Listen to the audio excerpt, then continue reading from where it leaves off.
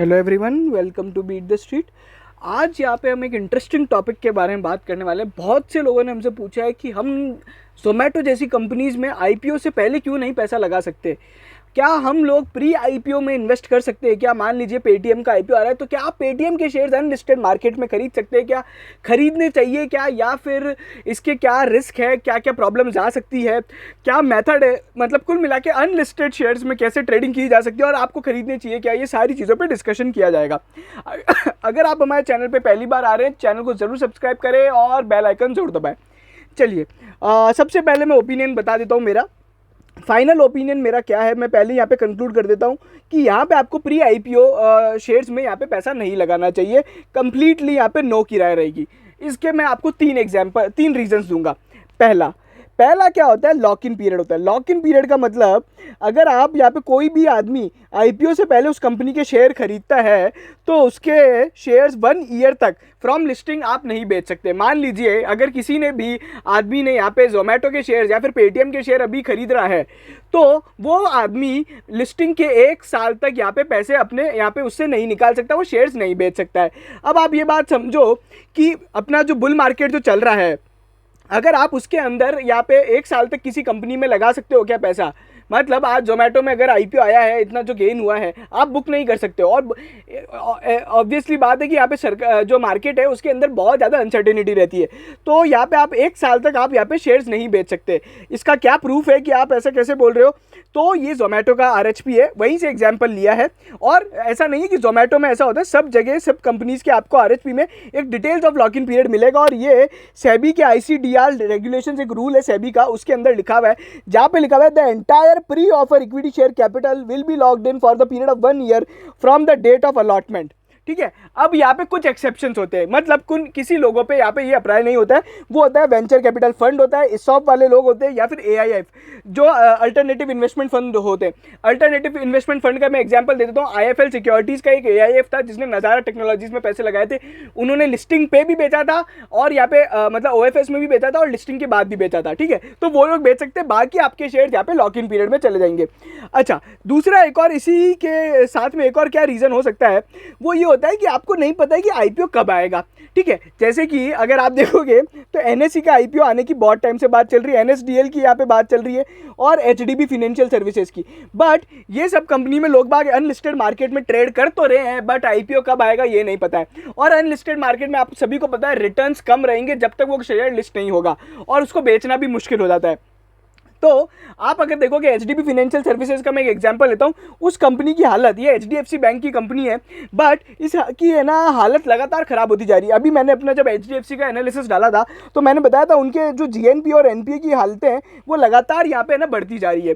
तो ये एक चीज़ है जो इम्पैक्ट कर रही है। ठीक है, तो आप है ना एक और बात समझो कि अपन बुल मार्केट या फिर अपना जो नॉर्मल स्टॉक मार्केट है उसके अंदर भी अपन यहाँ पे मात खा जाते हैं, जबकि आप उस कंपनी के शेयर से रिलेटेड सब सारी जानकारी होती है। ठीक है, अगर आप देखोगे रिलायंस, आईटीसी, अपना जो टाटा मोटर, वाटर मोटर है, सभी कंपनी से रिलेटेड इतनी जानकारी होने के बाद भी अपने को नुकसान हो जाता है। तो ऐसी कंपनी में बिल्कुल पैसा नहीं लगाना चाहिए जो अनलिस्टेड हो, उसके बारे में जानकारी बहुत कम हो। आप में से बहुत से लोगों ने यहाँ पे एनएससी के यहाँ पे है ना शेयर्स को ट्रेड होते हुए देखा होगा अनलिस्टेड मार्केट में, बट किसी को ये पता है कि एनएससी के फाइनेंशियल्स आते हैं या नहीं आते हैं, आते हैं तो किधर आते हैं, कहाँ देख सकते हैं। एनएसडीएल के भी फाइनेंशियल्स आते हैं, बट उसके बारे में कोई जानकारी है नहीं। नॉर्मल मार्केट सिनेरियो में आपको कुछ भी पता नहीं पड़ेगा कंपनी के अंदर क्या क्या हो रहा है। ठीक है, अच्छा, एक और यहाँ पे क्या रीज़न हो सकता है, एक तो आपका ये मिस आउट अपॉर्चुनिटी हो जाएगी। अब दूसरा यहाँ पे एक और रीज़न होता है, मैं एग्जांपल लूँगा रिलायंस रिटेल का।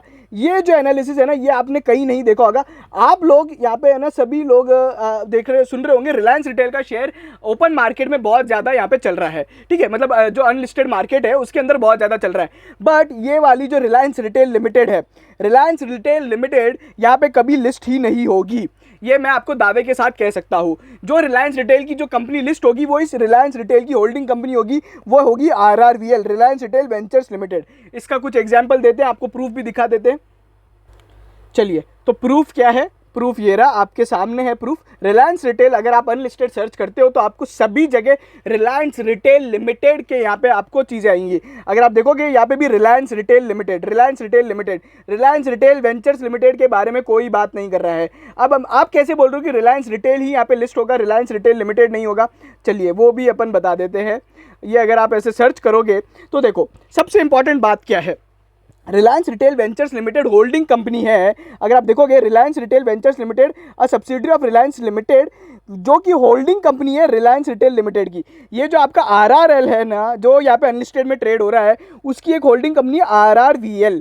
RRVL के अंदर ही सारे ट्रांजैक्शन होते हैं। अगर आपने देखा होगा पिछले साल जितने भी बड़े लोगों ने यहाँ पे रिलायंस रिटेल के अंदर पैसा जो डाला था वो इस कंपनी में इन्वेस्ट किया था, RRVL में। जेडी अगर आप देखोगे जस्ट डायल का जो एक्विजिशन है वो भी रिलायंस रिटेल वेंचर्स लिमिटेड से किया गया है। अब आप एक बात समझ जाओ कि अगर कोई PE इन्वेस्टर, जितने भी बड़े बड़े इन्वेस्टर थे, अगर अपन चलिए रिलायंस रिटेल की ये अपनी एनुअल रिपोर्ट, ये रिलायंस की एनुअल रिपोर्ट देख लेते, तो आप एक बात समझो कि अगर कोई PE इन्वेस्टर है वो इसमें पैसा लगा रहा है, ठीक है, वो अगर इसमें पैसा लगा रहा है तो वो ये एक्सपेक्ट बिल्कुल करेगा कि यहाँ पे रिलायंस रिटेल लिमिटेड के अंदर ही यहाँ पे आपका सारा का सारा यहाँ पे पैसा वो आएगा, मतलब सारा का सारा रिलायंस रिटेल लिमिटेड के अंदर आएगा, जो रिलायंस रिटेल वेंचर्स लिमिटेड के अंदर आएगा और उसी कंपनी को लिस्ट कराया जाएगा। चलिए एग्जाम्पल दिखा देते हैं आपको कि रिलायंस रिटेल वेंचर्स लिमिटेड ही है क्या। तो ये देखिए, Reliance retail ventures limited has raised funds from American investors of $6 billion rupees for 10% stake. अच्छा, रिलायंस रिटेल वेंचर्स के शेयर्स मिलेंगे क्या आपको? बिल्कुल नहीं मिलेंगे। रिलायंस रिटेल के 100% शेयर यहाँ पे रिलायंस इंडस्ट्रीज के पास थे और अभी यहाँ पे 10% शेयर इन लोग ने वो बड़े बड़े इन्वेस्टर को दे दिया है। तो आप जिस कंपनी में ट्रेड कर रहे हो रिलायंस रिटेल लिमिटेड, वो कभी भी लिस्ट नहीं होगा।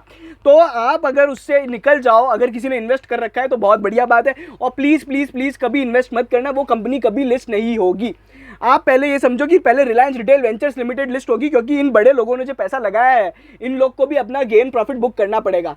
और रिलायंस रिटेल जो है लिमिटेड, उसके अंदर केवल छोटा सा बिजनेस होता है जो कि यहाँ पे स्टोर्स वगैरह जो ओन करते हैं वो होता है। बाकी सारा काम जितने भी रिलायंस रिटेल वेंचर्स लिमिटेड के अंदर होते हैं, जियो मार्ट वगैरह अगर आप जो देख रहे हो, ये सब इन्हीं के पार्ट है। तो Reliance retail ventures limited is the holding company for the Reliance retail business. तो अब यहाँ पे सीख क्या मिल रही है कि इस तरह के जो यहाँ पे होल्डिंग और सब्सिडरी वाले जो स्ट्रक्चर होते हैं ना, ये बहुत प्रॉब्लमेटिक होते हैं। पहले क्या था ना, रिलायंस रिटेल लिमिटेड ही था, ये रिलायंस रिटेल वेंचर्स लिमिटेड थोड़े टाइम बाद बनाई गई है। तो अब ये ना पूरा होल्डिंग और सब्सिडरी का स्ट्रक्चर कंपनी ने बदल दिया और इन्वेस्टर उसमें लेके आ गए, ठीक है। जहां पे एक्सपेक्ट किया जा रहा था कि रिलायंस रिटेल लिमिटेड में लाएंगे, बट उन्होंने RRVL में लेके आए हैं। RRVL उन्होंने नई कंपनी खरीदी है। एक सिंपल एग्जाम्पल मैं आपको बताता हूँ। आप सभी लोगों ने रिलायंस जियो का भी सुना होगा, रिलायंस जियो इन्फोकॉम, इसके भी है ना शेयर बीच में खूब ट्रेड हुए थे। बट अभी रिलायंस जियो इन्फोकॉम की भी यहाँ पे एक नई होल्डिंग कंपनी है, जियो प्लेटफॉर्म्स करके। अब है ना, जब भी जियो लिस्ट होगा ना तो जियो प्लेटफॉर्म्स लिमिटेड लिस्ट होगा, आपका रिलायंस जियो इन्फोकॉम कभी लिस्ट होगा ही नहीं। तो ये चीज़ एक बहुत इंपॉर्टेंट है जो समझनी चाहिए। वो कंपनी कभी लिस्ट ही नहीं होगी तो आप अनलिस्टेड में कैसे पैसा लगा रहे हो? आपका मनी टोटल ब्लॉक हो जाएगा। तो ये एक एग्जाम्पल हो गया। फिर मैं एक एग्जाम्पल दे देता हूँ, नेगेटिव लिस्टिंग गेन। अच्छा, नेगेटिव लिस्टिंग गेन का मतलब क्या होता है? अगर एग्जाम्पल लेते बारबीक्यू नेशन का, BBQ जो था ना, उसका यहाँ पे जो शेयर था अनलिस्टेड मार्केट में ज़्यादा पे ट्रेड हो रहा था, और जब उसका यहाँ पे IPO आया तो उसका IPO है ना अनलिस्टेड की प्राइस से कम पे आया। तो यहाँ पे जो पुराने इन्वेस्टर्स थे उनको यहाँ पे नुकसान हो गया। इसका मैं प्रूफ नहीं दिखाऊंगा, आप यहाँ पे गूगल कर सकते हो। अनलिस्टेड मार्केट की जो प्राइस चल रही थी और जब IPO की प्राइस आई थी तो वो आप कंपेयर कर सकते हो। लगभग यहाँ पे ना 30-40% का फर्क था, तो उस कारण से यहाँ पे नेगेटिव लिस्टिंग गेन हुआ था। बट अभी BBQ यानी बारबीक्यू नेशन का शेयर उसके बाद काफ़ी बढ़ गया है, तो यहाँ पे आपको पॉजिटिव गेन्स है। बट वो आदमी जो BBQ में पहले पैसे लगाए थे या जो आज पेटीएम में पैसे लगा रहा है, जोमेटो में लगा रहा है, वो अभी भी नहीं बेच सकते 1 साल तक। तो ये कुछ 3 रीजंस हैं जहां पे आप यहाँ पे मैं आपको बोलूंगा कि इसके कारण आपको कभी भी किसी भी प्री IPO शेयर्स या फिर जो अनलिस्टेड वाली कंपनीज जो IPO लाने वाली है, इन सभी कंपनीज से दूर रहिए। अपना इंडिया का स्टॉक मार्केट वैसे ही बहुत बड़ा है, 5,500 कंपनीज है, इनमें लगाओ, बहुत बढ़िया आपका पैसा वैसे ही बन जाएगा। तो ये एक एग्जाम्पल हो गया। अच्छा, अब कोई लोग यहाँ पे ना प्रोसेस समझना चाहते हैं कि प्रोसेस क्या होता है। देखो, इसके है ना बहुत सारे ब्रोकर्स होते हैं, अनलिस्टेड ब्रोकर्स जो होते हैं वो यहाँ पे होता है। तो आप उनको यहाँ पे व्हाट्सएप वगैरह करोगे, वो आपको प्राइस वगैरह देंगे। इसमें क्या सिस्टम होता है, जो जितने ज़्यादा शेयर खरीदेगा उतनी कम प्राइस लगेगी। मैं 100 खरीदूंगा शेयर्स तो मेरा प्राइस होगा 1000, बट अगर मैं 1000 शेयर खरीदूंगा तो मेरा प्राइस हो जाएगा 80। इस तरीके का सिस्टम चलता है। जितना ज़्यादा आप क्वांटिटी खरीदोगे उतना ज़्यादा आपको यहाँ पे है ना रेट कम होता जाएगा, ठीक है। अच्छा, इसका प्रोसेस क्या होता है? देखो, प्रोसेस ही होता है, आप सभी को है ना ब्रोकर के अकाउंट में एडवांस मनी जमा कराना पड़ता है, एडवांस देना पड़ता है। फिर वो 3-4 दिन बाद आपको एक NSDL या फिर CDSL का एक स्टेटमेंट देगा, जिसमें आपको पता पड़ेगा कि आपके पैन कार्ड पे यहाँ पे शेयर्स आ चुके हैं। अच्छा, किसी को ये देखना है कि मेरे पास अनलिस्टेड शेयर्स हैं या नहीं है, क्या हो रहा है मेरे साथ, तो आप क्या कर सकते हो, CDSL NSDL का जो भी एक कंसोलिडेटेड स्टेटमेंट आता है आपको, तो आप उसमें देखोगे तो आपके पैन कार्ड पे इन्वेस्टमेंट मिलेगा। बट यहाँ पे एक प्रॉब्लम क्या हो सकती है, अभी क्या हो रहा है, प्री IPO शेयर्स और IPO का बहुत चलन चल रहा है, और बहुत से लोग जो नए नए मार्केट में, उन्हें पता नहीं कि क्या करना चाहिए, तो लोग बाग है ना प्री IPO में घुसना चाह रहे हैं, क्योंकि IPO आपको पता है इतना ज़्यादा IPO का क्रेज रहता है, तो लोग बाग अभी प्री IPO में घुसना चाह रहे हैं। अब यहाँ पे क्या हो जाता है कि इसके चांसेस फ्रॉड के हो जाते हैं। फ्रॉड कैसे हो सकता है, आपसे एक आदमी ने, मान लीजिए मैं ही हूँ, चलिए आप मेरा एग्जांपल ले लो, मैंने आपको है ना एक पर्चा वर्चा बना के भेज दिया कि भैया मैं रिलायंस रिटेल लिमिटेड के शेयर्स बेच सकता हूँ, और आपको मैं इकोनॉमिक टाइम्स का एक आर्टिकल भी भेज दूंगा। मान लीजिए इकोनॉमिक टाइम्स में लिखा हुआ है रिलायंस रिटेल लिमिटेड का शेयर 1000 रुपये पे ट्रेड हो रहा है, मैंने आपको बोल दिया भैया मैं 800 रुपये में दे दूंगा। आप बोलोगे अरे वाह बढ़िया यार, आप तो मेरे को डिस्काउंट में दे रहे हो। फिर मैंने आपको कोई और कहानी, कोई और न्यूज़ भेज दूंगा, भैया इसका शेयर इतने टाइम में लिस्ट हो जाएगा, मुकेश अंबानी ने ये बोला है वो बोला है, किसी भी तरीके से मतलब आज आदमी को यहाँ पे है ना गुमराह किया जा सकता है। अब मैं आपको बोलूंगा कि आप एडवांस पे कर दो, मान लीजिए चलिए 50% कर दीजिए या 100% कर दीजिए, और मैं गायब हो गया तो इस तरीके से यहाँ पे फ्रॉड हुए जा सकते हैं। तो आप कभी भी अगर अनलिस्टेड मार्केट में यहाँ पे ट्रेड करते हैं, तो जिस आदमी के साथ आप ट्रेड कर रहे हैं तो उस आदमी पे आपको पूरा भरोसा होना चाहिए, आपके रिलेशंस आपको आदमी पता होना चाहिए। बाकी एंड में मेरी राय क्या रहेगी, बिल्कुल बिल्कुल बिल्कुल यहाँ पे इन कंपनीज में इन्वेस्ट नहीं करना है। प्री IPO में 1 साल तक आप कभी नहीं बेच पाओगे। ऐसी बहुत सारी कंपनीज हैं जो यहाँ पे IPO कब से ट्राई कर रही थी और कब से अभी तक उनके IPO नहीं आए, जिसमें सबसे बड़ा नाम है HDB फाइनेंशियल सर्विसेज का ही है, उसका शेयर है, NSE का है, NSDL का है, इनके शेयर्स कब से यहाँ पे अटके हुए। अभी NSE में क्या प्रॉब्लम हो गई थी ना, NSE में तो सेबी ने यहाँ पे मना कर दिया। अभी मान लो पेटीएम ने अगर रिजेक्ट कर दिया तो मतलब सेबी का यहाँ पे अप्रूवल यहाँ पे पेटीएम को नहीं मिला तो आप क्या कर लोगे, है ना, कुछ भी हो सकता है। NSE का अप्रूवल यहाँ पे रोका गया था, मैं आपको जानकारी के लिए बता रहा हूँ। NSE के यहाँ पे कुछ यहाँ पे कॉर्पोरेट गवर्नेंस और स्कैम के कारण यहाँ पे ये उसका यहाँ पे IPO रोक दिया गया था। तो वो सारी चीज़ें होती है, तो आपको समझना चाहिए कि ये बहुत कॉम्प्लेक्स स्ट्रक्चर है। ज़्यादा अपने को है ना गहराई में नहीं जाना है, अपने को वही करना है जो लोग बात करते आ रहे हैं। वैसे ही इन्फॉर्मेशन डिसेमिनेशन इतना मतलब इतना डिस्प्रपोर्शनेटली मिलती है कि यहाँ पे आधे लोग रिटेल इन्वेस्टर्स यहाँ पे चूक जाते हैं, तो ये सब बात रहती है। अच्छा, लास्ट में बहुत से लोगों ने हमसे पूछा था कि भैया जोमेटो पे क्या राय है। देखो जोमेटो पे ऑलरेडी राय बता दी है, 90 से 125 जो भाव चल रहा है अभी, इसके बीच में यहाँ पे एक्वायर लेना चाहिए आदमी को। अच्छा, 90 से 100 के बीच में तो बहुत बढ़िया रेंज है, बट आप यहाँ पे थोड़ी थोड़ी क्वांटिटी यहाँ पे भी 125 से भी बाय कर सकते हो।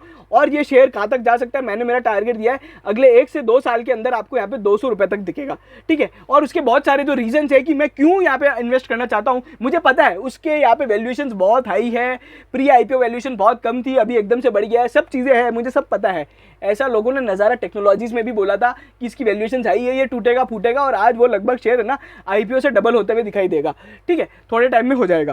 तो ये सब चीज़ें होती है, और ये मेरी राय थी, ये मेरा था। अगर आपको वीडियो प्लीज़ पसंद आया हो तो प्लीज़ चैनल को सब्सक्राइब करो, कमेंट में बताओ आपको इस तरह की कोई भी क्वेरी हो, या आप हमें व्हाट्सएप कर सकते हैं अगर आपको कोई भी और चीज़ डिटेल में जाननी है, ठीक है। और यहाँ पे आप हमें टेलीग्राम पे फॉलो कर सकते हैं, जहाँ पे हम बहुत सारी चीज़ें इस तरह की डालते रहते हैं कि आपको शेयर्स में यहाँ पे इन्वेस्ट नहीं करना चाहिए। ये अनलिस्टेड वाली बात मैंने 3-4 महीने 6 महीने पहले डाली थी, और मैंने DHFL, वीडियोकॉन, जेट एयरवेज और ये आरकॉम जैसी जो कंपनीज है उन पर भी लोगों को बताया था। आप टेलीग्राम पर ही देखो, मैं रोज़ यहाँ पे जेट एयरवेज के बारे में डाल रहा हूँ, आप वहाँ से दूर हो जाओ, वो कंपनी जीरो है मान लो। तो ये सारी चीज़ें होती है, आप प्लीज़ टेलीग्राम चैनल ज्वाइन कर सकते हैं, बीट द स्ट्रीट सर्च करना है, या फिर आप लिंक इन डिस्क्रिप्शन के थ्रू भी जा सकते हैं। सो अगर आपको वीडियो पसंद आया तो प्लीज़ चैनल को सब्सक्राइब करें और लाइक करें, और प्लीज़ प्लीज़ प्लीज़ ये वीडियो ज़्यादा से ज़्यादा शेयर करें।